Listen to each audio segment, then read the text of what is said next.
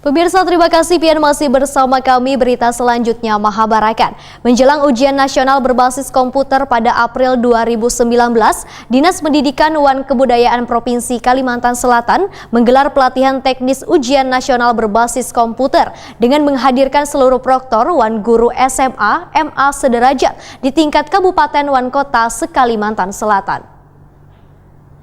Oleh pemerintah atau negara yang bertujuan. Menjelang ujian nasional berbasis komputer pada April 2019, Dinas Pendidikan Wan Kebudayaan Provinsi Kalimantan Selatan menggelar pelatihan teknis ujian nasional berbasis komputer dengan menghadirkan seluruh proktor Wan Guru SMA MA sederajat di tingkat Kabupaten Wan Kota se-Kalimantan Selatan di Hotel Grand Mentari Jalan Lambung Mangkurat Banjarmasin Tengah, Kamarian Sabtu 23 Maret 2019.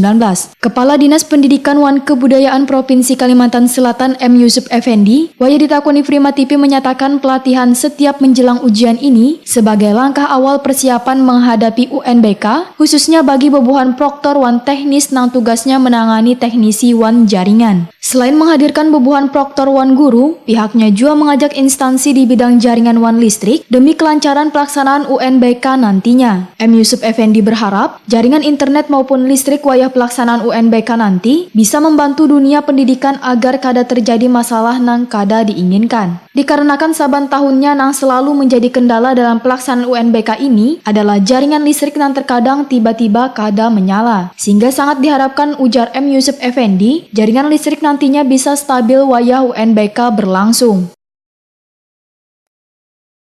Agar seluruh komponen yang terkait tugas untuk penyelenggaraan ujian nasional berbasis komputer itu punya pengetahuan dan informasi yang aktual bagaimana penyelenggaraan ujian nasional berbasis komputer itu dilaksanakan dengan baik.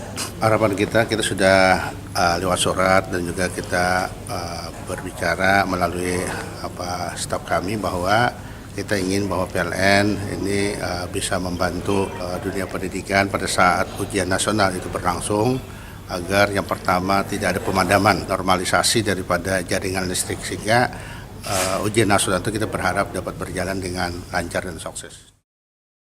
Kalimantan Selatan merupakan salah satu provinsi dari 5 provinsi di Indonesia yang mendapatkan pengakuan dari pemerintah pusat sebagai pelaksanaan UNBK 100%.